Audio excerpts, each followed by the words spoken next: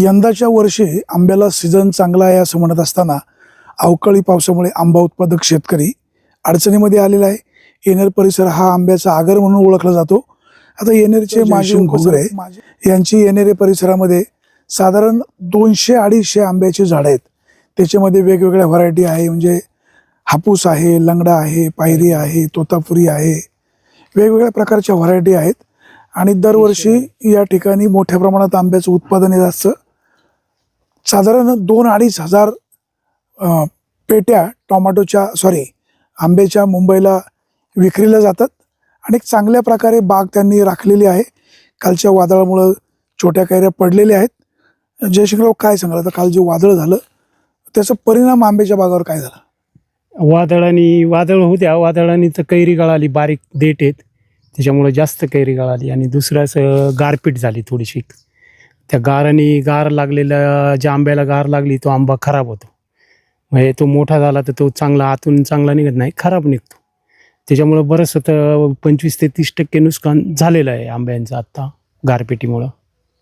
आता मला सांगा, तुम्ही ही आंब्याची बाग आहे, किती वर्षापासून तुम्ही आंब्याची बाग राखलेली आहे? आमच्या वडिलांपासून आहे. वडिलांची थोडी होती झाडं, 40 एक झाडं होती. त्याच्यानंतर आम्ही लावल्यानंतर 150 एक झाडं आपण लावलेली आहेत. म्हणजे 200-250 झाडं आहेत, लहान मोठी. आणि चांगले यावर्षी ज्यांनी आंब्यांना चांगल्या फवारण्या घेतल्यात त्यांचे आंबे बरे आहेत बऱ्यापैकी. इन जनरली आंब्यांचं सीझन कमीच आहे तसं यावर्षी. आंब्यांचं वातावरणाचा त्यांना आंब्यांना फटका बसलेला आहे. यावर्षी वातावरण चांगलं नसल्यामुळं फळधारणा झाली नाही. बार खूप आला होता पण बरीचशी कैरी गळून गेलेली आहे. तुमची आंब्याची बाग झाडं किती असतील आणि कुठली कुठली व्हरायटी? आपली 200 झाडं आहेत आंब्यांची. त्याच्यात हापूस आहे, लंगडा आहे, पायरी आहे, केशर आहे. ह्या व्हरायटी प्रमुख व्हरायटी आहेत. जास्त कुठल्या व्हरायटीला मागणी असते? हापूसला जास्त मागणी असते. हापूस आंब्याचे मुंबई मार्केटला जास्त मागणी असते आणि हापूस आंब्याचे पैसे जास्त चांगले होतात. यावर्षी माल कमी असल्यामुळे सगळ्या व्यापाऱ्यांचं म्हणणं आहे की यावर्षी बाजार राहतील, पण आता बघू पुढं काय होतंय. आता आंब्याला म्हणजे ढग आले की तेल्या रोगाचा प्रादुर्भाव होतो, आंब्याला भेरूड लागतो. हे कसं तुम्ही त्याचं बंदोबस्त कसा करता? नाही, आता तेल्या पडायचं म्हणजे तुडतुडे असतात, त्याच्यावर ते कॉम्फिडोर म्हणून औषध असतं, इमिडाक्लोप्राइड. ते मारलं ती बऱ्यापैकी तेल्या कवर होतो. दुसरा आहे डेंटासुबान, चांगलं औषध आहे, त्यांनी मारलं तरी तेल्या कवर होतो. तेल्या हा रोग उन्हाळ्यात जास्त तुडतुड्यांचं प्रमाण वाढल्यावर तेल्या रोग येऊ शकतो. बेरोड खालून पोखरणारी आळी असते, ती साल खाते आंब्याची. तो बेरोड काढावा लागतं, ते किडे आतमध्ये जाऊन किंवा नाही निघाला तर त्याच्यात औषधाचा बोळा घालून ते किडे मारायला लागतात. नाही तर मग ते कशामुळे ती कीड लागते? कीड आता ही नॅचरल शेणखतामध्ये जी आळी उनी असते, शेणखत आपण टाकतो तेव्हा याच्यामुळं लागते उनी थोडीशी.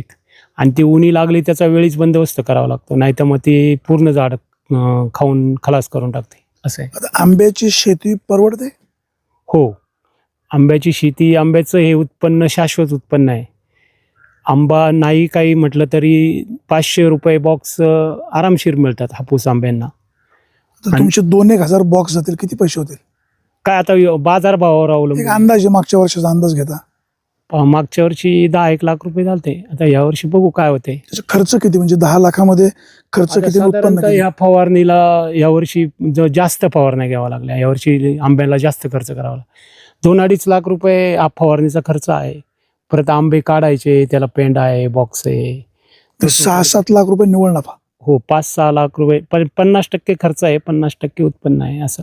आता शिवनेरी हापूस म्हणून आपला एक ब्रँड आहे, हो, नामांकन मिळालेलं आहे. त्याचा आपल्याला किती फायदा काय? हो, फायदा आहे ना आपल्याला. इंटरनॅशनल मार्केटला शिवनेरी हापूसला मागणी आहे. पण त्यातून आता कसं आहे, कर्नाटकचा हापूस येतो त्याच्यामुळं आपले सुद्धा. आणि दुसरा एक प्रॉब्लेम असा आहे की फळमाशी, पाऊस झाला की फळमाशी लागते. त्या फळमाशीमुळं सुद्धा आंब्याचं डिमांड थोडंसं कमी होतं. तर लोकांना माहिती झालं का इकडं फळमाशी जास्त असते, पण आता त्याच्यावर बऱ्यापैकी नियंत्रण आता आलेलं आहे. ट्रॅप लावतात, काही फवारण्या घेतात. आता नवीन फवारणीचं औषध आलेलं आहे फळमाशीचं, प्रत्येक शेतकऱ्यांनी फवारलं पाहिजे. आता आंब्याच्या बागा येणेरे, पारुंडे, काले, वडस, तांबे या भागामध्ये जास्त आहे. सरकारकडून आंबा उत्पादक शेतकऱ्यांसाठी काय उपाययोजना केल्या पाहिजेत? किंवा कृषी विभागाचं मार्गदर्शन होतं का? सरकारने काय करायला नाही, पाहिजे? कृषी विभागाचे अधिकारी आंब्यावर मार्गदर्शन देत नाही. त्यांनी असे सांगितलं पाहिजे, या आले पाहिजे, शेतकऱ्यांना प्रोत्साहित केले पाहिजे. नवीन नवीन काय तंत्रज्ञान आलं असेल तर शेतकऱ्यांच्या पर्यंत पोहोचवलं पाहिजे. तसं काय शेतकी विभागाचं काम एवढं खास आंब्याच्या बाबतीत नाही अजून दिसत. सरकारकडून काय अपेक्षा? सरकारकडून आता हे फळबागेचं नुकसान झालंय व लोकांची भरपाई द्यावी अशी सरकारची आमची इच्छा आहे सरकारने. कारण यावर्षी आंब्यांचं खूप नुकसान म्हणजे बार येऊन खूप बार आला, पण आंब्याची फळधारणाच झाली नाही क्लायमेटमुळं, वातावरणामुळं. आणि त्याच्यात आता हे अवकाळीचा तडाखा सारखा बसतोय. काल गारपीट झाली थोडी, काय आता पुढं नुकसान तर आहेच आहे. ज्या आंब्याला गार लागली ते आंबे खराबच होणार आहेत. आता आपल्या भागामध्ये कांद्याची लागवड मोठ्या प्रमाणात होते, कांद्याला बाजारभाव नाही. हो, कांद्याचं एक आहे, कांद्याला असं शाश्वत हमी भाव द्यायला पाहिजे सरकारने, की बुवा कांद्याचं उत्पन्न खूप आहे आणि खर्च पण खूप आहे. आपल्याकडं जुन्नर तालुक्यामध्ये किंवा पुणे जिल्ह्यामध्ये खूप कांद्याची लागवड होती. गेल्या वर्षी तर सगळे शेतकरी लॉसमध्ये आहेत कांद्याचे. आणि ह्या वर्षी पण पाहिजे असा बाजार नाही शेतकऱ्यांना. खर्च खूप होतो आहे, एकरी 80-90 हजार रुपये कांद्याला खर्च आहे. आणि त्या मानाने उत्पन्न पण यावर्षी कमी निघते. आता बहुतांशी शेतकरी डेंगळे म्हणजे कांद्याचं बी घरीच तयार करतात. त्या मागचं काय नेमकं प्रपोजल किंवा त्या मागचा कन्सेप्ट काय आहे?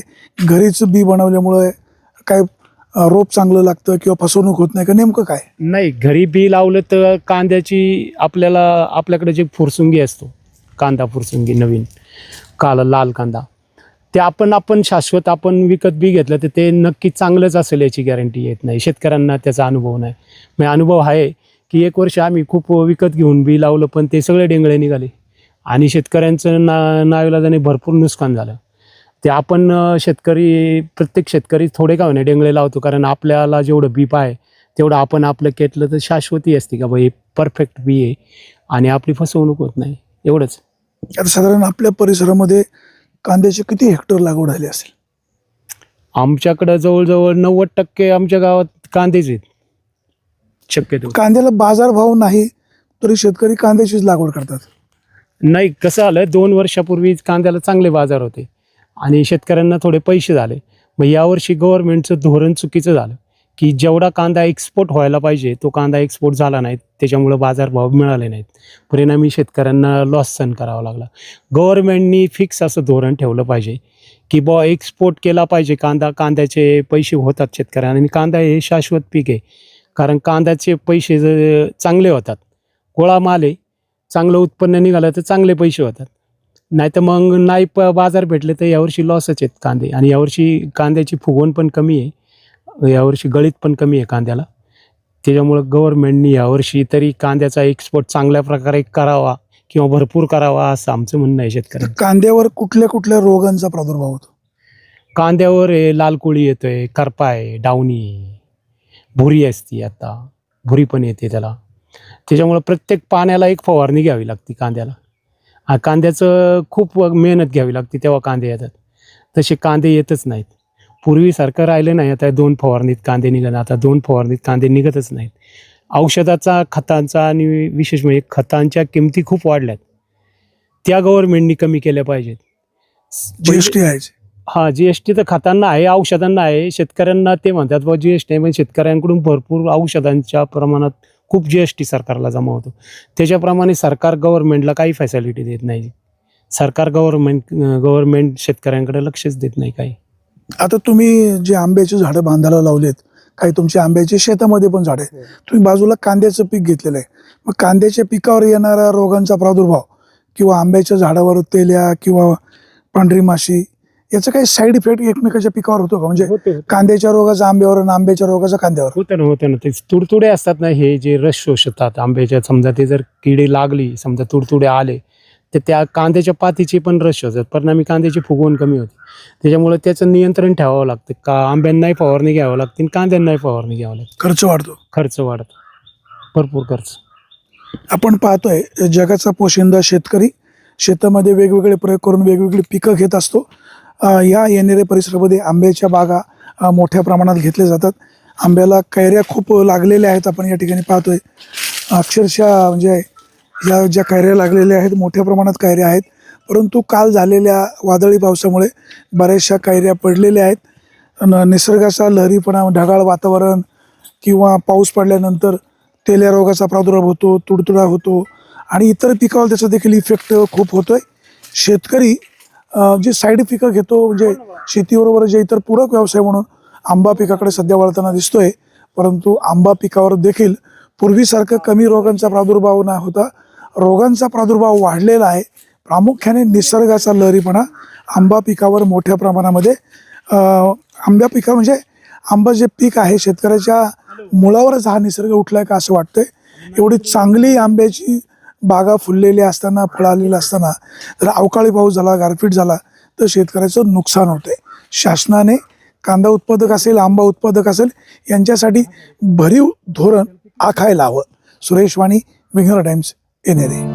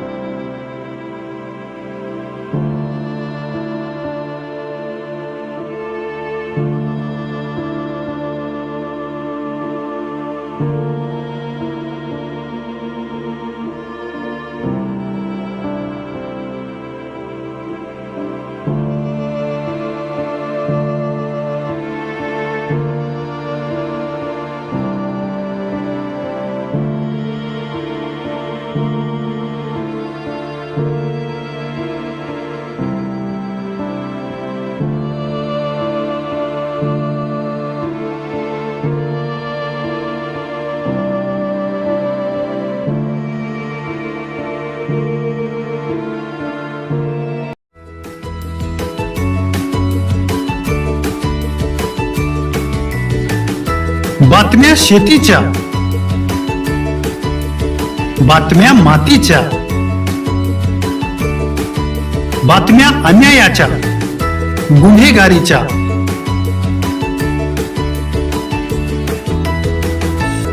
राजकारणाच्या आणि समाजकारणाच्या, शोषणाविरुद्ध बुलंद आवाज, जनसामान्यांच्या हुंकाराची गाज, सत्कार्याला प्रोत्साहन, दुष्कृत्याला अनुशासन, निर्भीड, निस्पृह, सडेतोड, बेधडक आणि रोखटोक म्हणजेच विघ्नहर टाइम्स. शोध बातमीचा, ध्यास सत्याचा. आपलं चॅनल, आपली बातमी. सबस्क्राईब तर कराच, पण बेल आयकॉनवर क्लिक करायलाही विसरू नका.